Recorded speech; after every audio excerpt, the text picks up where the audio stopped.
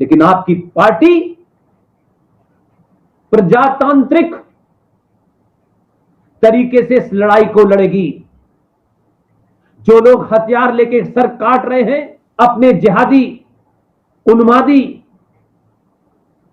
उस किताब से प्रेरित होकर पूरे इलाके में दंगा फैलाकर, लूट कर, भोली भाली बच्चियों और औरतों का रेप करके, उन्हें मोलेस्ट करके आप उनसे लड़ाई लड़ेंगे प्रजातांत्रिक तरीके से?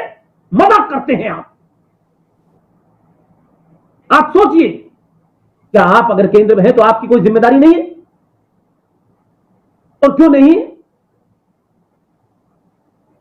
हम उत्तर प्रदेश में हैं, आपको वोट दिया, आप दिल्ली में हैं, हमने आपको वोट दिया, और आप कहें कि नहीं आप दिल्ली में हो, यहां हमारा राज नहीं है तो यहां आप मरो। तो यार रिंकू शर्मा की हत्या होगी तो खामोश। और लॉ एंड ऑर्डर राज का विषय है, तो राज में जिन लोगों ने आपको देश की केंद्रीय सत्ता पर बिठाया है, उनके लिए आपका क्या कार्यक्रम है?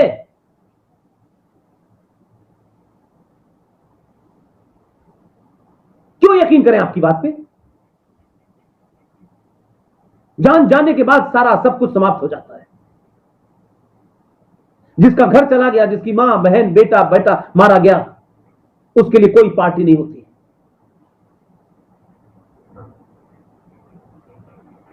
चौबीस घंटे से ऊपर हो चुके हैं। बहुत सारी मुझे अंदरूनी बातें पता हैं। बंगाल जाकर ही सब कुछ पता होगा ऐसा नहीं होता। मैं उन बातों को बोलना नहीं चाहता क्योंकि वो मेरे बातचीत का कोई कभी दायरा नहीं रहा। आज भी हम इतने वर्षों के बाद भी सच बोलने से किससे घबराते हैं? अरे इस देश का आम नागरिक, जिनको सुबह से लेकर शाम तक ये जिहादी खुलेआम धमकियां देते हैं। इसलिए मैं मानता हूं कि बंगाल की इतिहास को जो आज हो रहा है, जिसका चर्चा बहुत सुबह से हो रही है, मुझे बहुत गुस्सा भी है, मुझे पीड़ा भी है। मैंने यही 24 घंटे में फैसला नहीं लिया तमाम सारे लोगों के दबाव में कि नहीं मुझे कुछ बोलना चाहिए। वैसे तो इस देश में बोलने की आजादी है, हर आदमी कुछ भी बोल सकता है, लेकिन मुझे इस बात की हंसी आती है, तकलीफ होती है, इतना सब कुछ होने के बाद कोई बंगाल में नया कुछ नहीं हो रहा। 1990 में कश्मीर में हुआ, केरला में हो रहा है, 1921 में भोपला केरला में हुआ, हमने तब नहीं सीखा। औरंगजेब ने किया, हमने नहीं सीखा। 1947 में हुआ, हमने नहीं सीखा। हम हर संकट को शुतुरमुर्ग की तरह अपना मुंह छुपा करके मानते हैं कि समस्या समाप्त हो गई, क्योंकि हमें वो दिख नहीं रहा। और अगर दिख रहा है तो हम अपनी कायरता को आदर्शवाद में कैसे बदलें, इसमें हम बहुत एक्सपर्ट हैं। लिहाजा जब भी कोई ऐसी बात हो जहां हमें अपने तथाकथित उस बौद्धिक ज्ञान से निकल करके सड़क पर आकर के उस आताताई का, उस जिहादी का, उस हत्यारे लुटेरे बलात्कारी का जवाब देने के लिए शस्त्र उठाना चाहिए, तब हम बौद्धिक लोग अपनी उस कायरता को छुपाने के लिए ऐसे तर्क ढूंढते हैं और अपनों के बीच में ढूंढते हैं, और अपनों में से किसी एक को विलेन बना करके, क्योंकि अगर उन्होंने प्रतिकार करने की बात कही तो सबसे पहले उनका बौद्धिक ज्ञान और जिस समाज में वो रह रहे हैं उसमें एक झूठ है, एक फरेब है।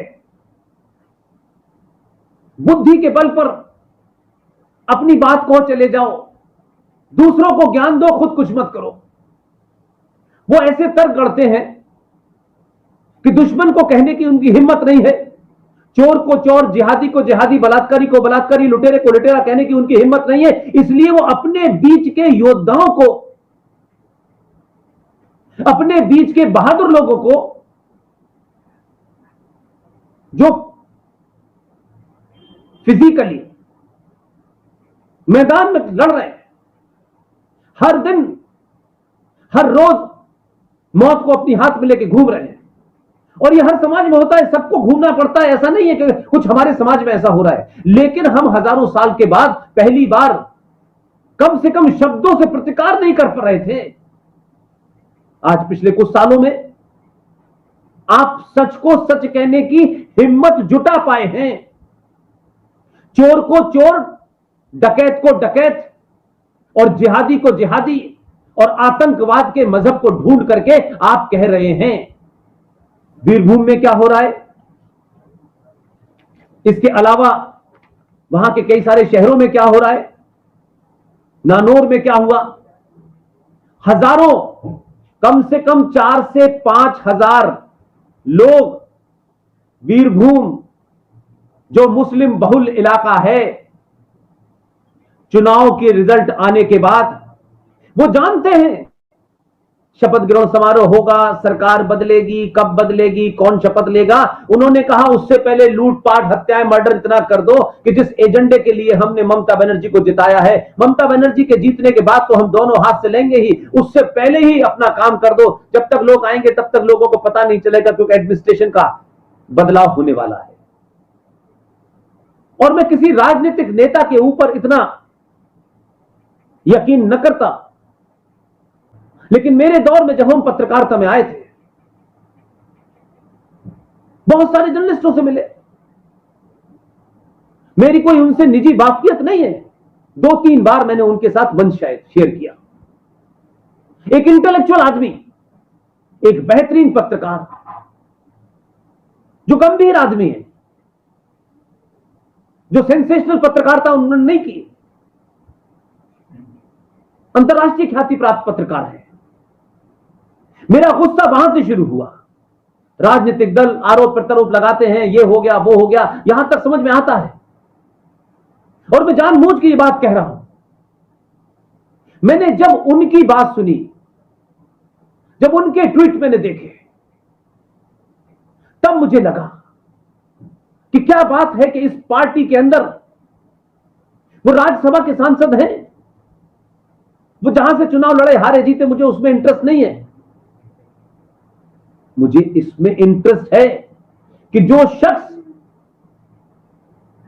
25, 30, 40 साल तक पत्रकारिता में रहा हो, उसका एक स्टेचर हो, बेहतरीन किताबें लिखी हो, वो कोई सस्ती राजनीति के लिए सस्ते डायलॉग नहीं बोलेगा। उन्हें अपनी गंभीरता का भी ध्यान होगा, उन्हें अपने कद का ध्यान होगा, उन्हें अपनी बैकग्राउंड का ध्यान होगा। उन्होंने जब यह ट्वीट किया, तब मुझे लगा कि राजनीतिक स्वार्थों के लिए पार्टियां झूठ बोल सकती हैं, लाशों के अंदर आंकड़ों की हेर फेर करके अपना नफा नुकसान देख सकती है। लेकिन सपन दास गुप्ता को जितने उनके ट्वीट देखे, जितनी उनकी बातें हैं, उनकी बातें उनकी अपनी पार्टी से मेल नहीं खा रही। तब मुझे लगा राजनीति के अपने परिभाषा है, अपने उसमें नफे नुकसान है। इसलिए जो उनके अंदर का पत्रकारिता का जो एलिमेंट था, उन्होंने जो कुछ देखा, एक किसी पार्टी के एमपी होने के नाते उन्होंने नहीं लिखा। इसलिए उनकी भाषा में और एक प्रोफेशनल पार्टी के अंदर किसी पद पर बैठने वाले की भाषा में जमीन आसमान का फर्क होता है। यह उन्हीं का ट्वीट है। उन्होंने कहा, वीरभूम जिले के नामनूर जो इलाका है, वहां कम से कम 1000 परिवार, अगर 1000 परिवार है तो एक परिवार में 4 भी लोग हैं तो भी 4-4,500 लोग उस पूरे गांव से जिहादियों ने, इस्लामिक आतंकियों ने अपने एजेंडे के तहत रातों रात लूटपाट, मारपीट, हत्या, बलात्कार किया उन्होंने। उन्हें भागने पे मजबूर कर दिया, वो कहीं दूर जंगल में जाके अपनी जान बचा। सोचिए क्या दहशत का माहौल होगा। पार्टियों ने चुनाव लड़ा, पार्टी के लोग दिल्ली आ गए, समाप्त हो गया। शाम को एक प्रेस कॉन्फ्रेंस होती है, उसमें कहा गया कि हमारी पार्टी के वर्कर के साथ जो हुआ है हम उसका हिसाब लेंगे। पार्टी कौन है कौन नहीं है, महत्वपूर्ण यह है कि 2.2 करोड़ वोट एक पार्टी को मिले हैं। जिस पार्टी को 77 सीटें मिली हैं, उनका वोट शेयर क्या है?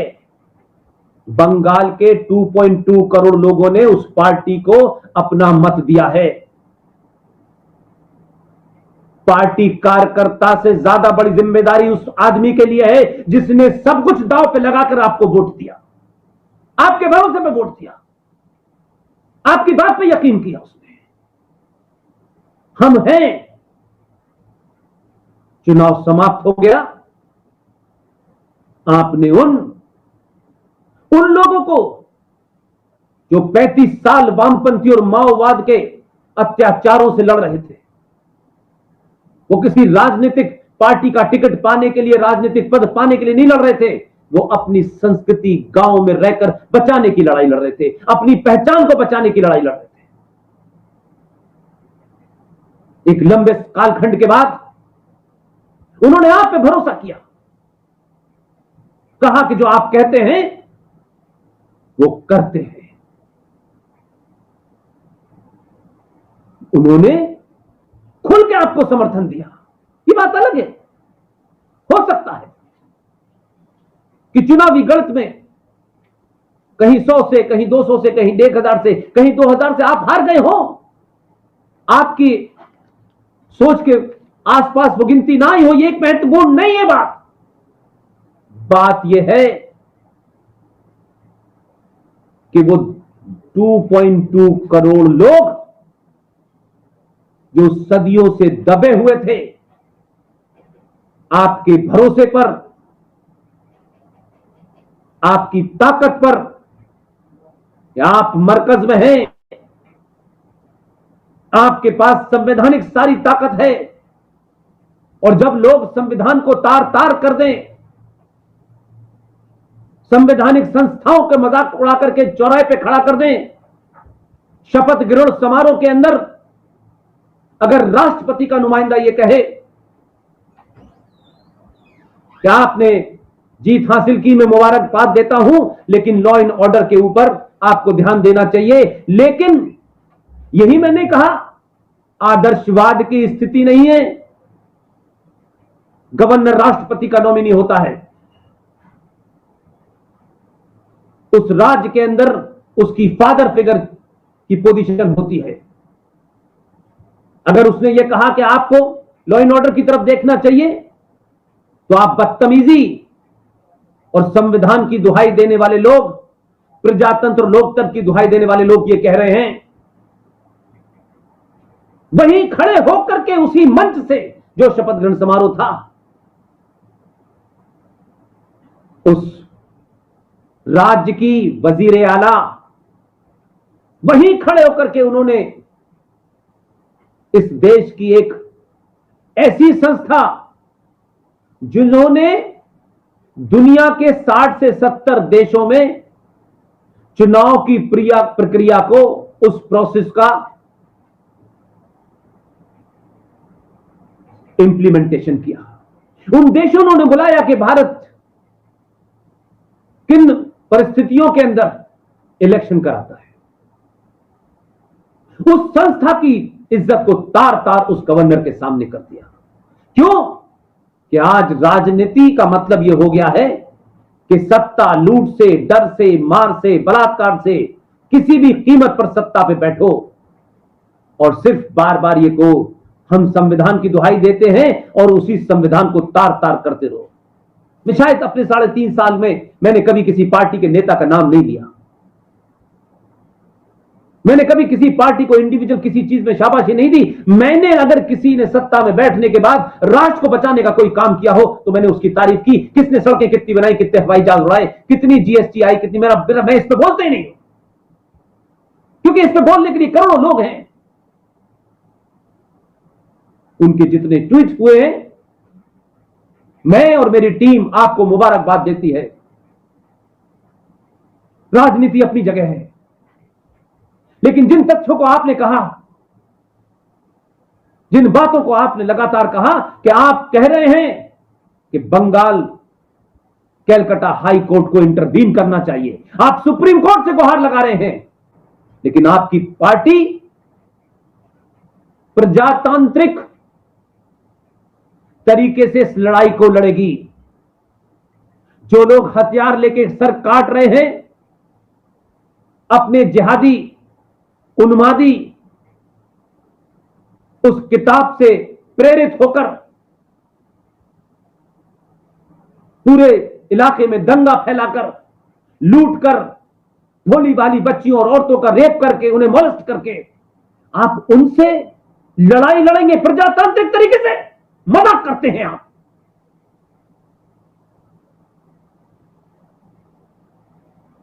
आप सोचिए, आप दिल्ली में आ गए, वो लोग किसके भरोसे छोड़ा आपने?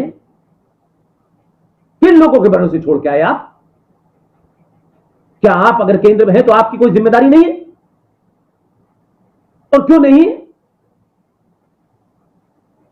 हम उत्तर प्रदेश में हैं, आपको वोट दिया, आप दिल्ली में हैं, हमने आपको वोट दिया, और आप कहें कि नहीं आप दिल्ली में हो, यहां हमारा राज नहीं है तो यहां आप मरो। तो यार रिंकू शर्मा की हत्या होगी तो खामोश, और लॉ एंड ऑर्डर राज्य का विषय है, तो राज्य में जिन लोगों ने आपको देश की केंद्रीय सत्ता में बिठाया है, उनके लिए आपका क्या कार्यक्रम है?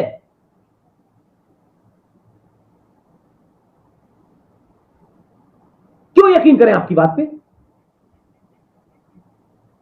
जान जाने के बाद सारा सब कुछ समाप्त हो जाता है। जिसका घर चला गया, जिसकी मां बहन बेटा बेटा मारा गया, उसके लिए कोई पार्टी नहीं होती।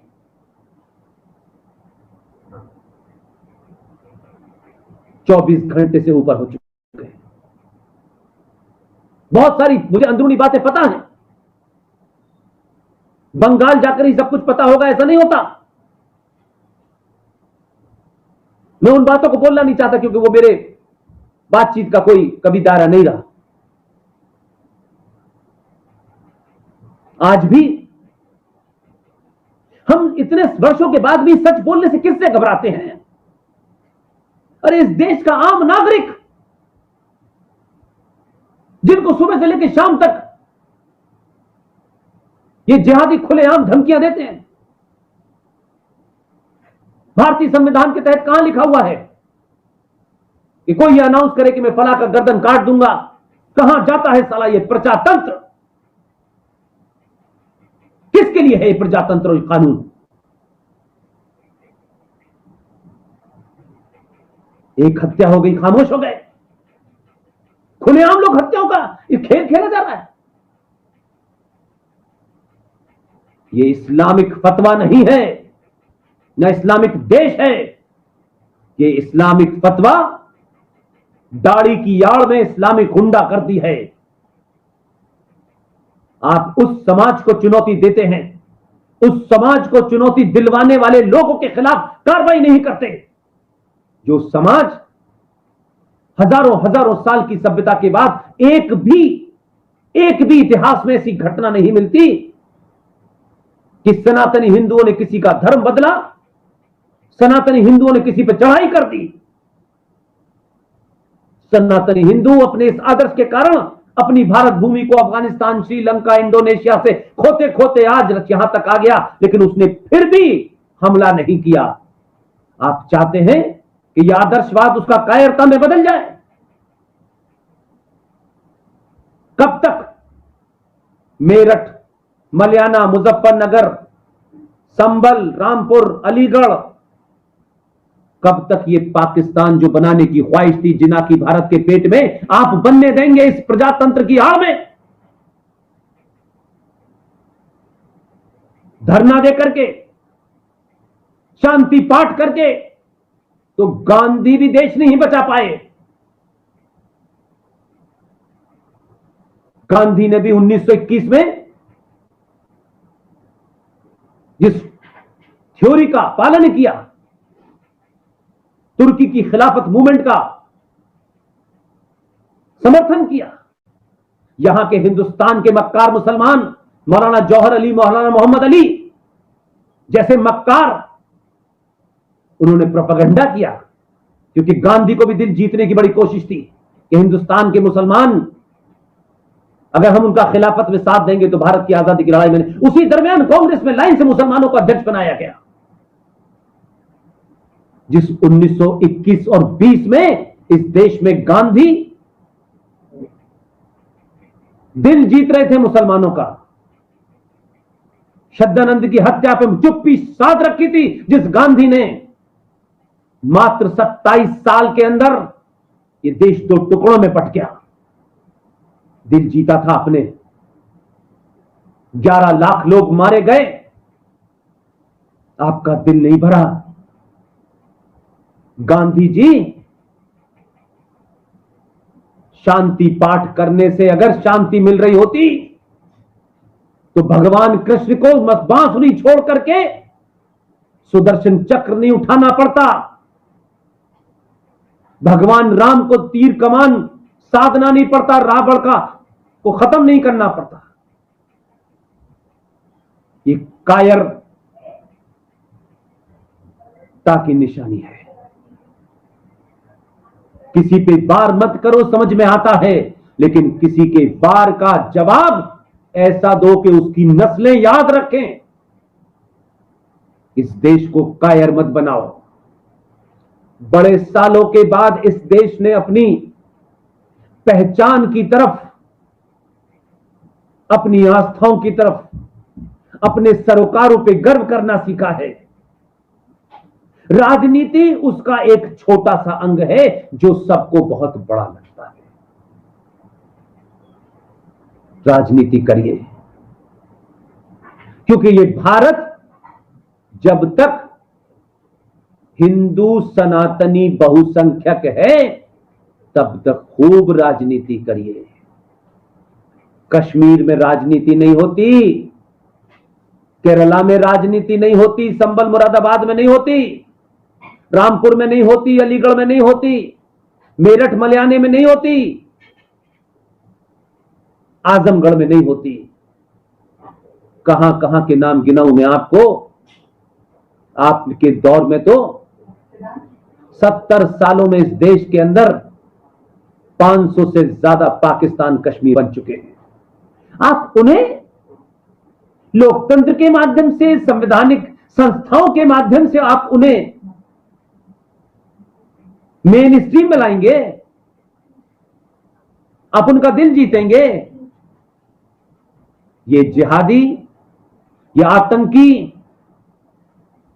जो प्रॉफिट मोहम्मद के न हुए वो आपके होंगे।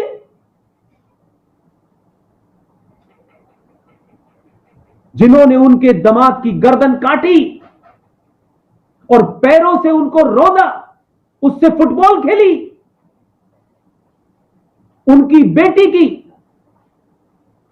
मार मार के पसलियां तोड़ दी। ये बर्बर जाहिल लोगों को आप समझाने आए हैं, आपकी बात सुनने वाले हैं। आप नमूने पालते रहिए दो एक, कुछ लोगों को छोड़ दीजिए जो इधर उधर का मंच बना करके घूम रहे हैं। कुछ नहीं मिलने वाला। सत्ता में हैं आप, इसलिए कुछ लोगों को आजकल बहुत ज्ञान सूझ रहा है। जो लोग अपने कार्यकर्ता की हिफाजत केरला में नहीं कर पाए वो ज्ञान दे रहे हैं। राजनीतिक लोगों की मजबूरियां हो सकती हैं, लेकिन सामाजिक संगठनों की मजबूरी क्या है? सच बोलो।